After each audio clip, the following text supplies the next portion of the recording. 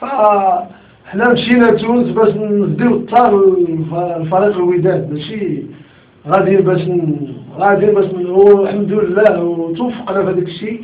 وفاش هزينا الكاس وفرحنا احد القنوات قلت لهم كنهديو هذا الكاس هذه لفريق الوداد تا هو مغربي نعم. وهذا كان جماهير حاضره، جماهير كازا كانت حاضره البارح في المطار؟ كانت حاضره في المطار استقبال لا جماهير الوداد لا جماهير الرجاء لا جماهير الجيش لا جماهير الماس لا جماهير المغاربه كامله بصراحه.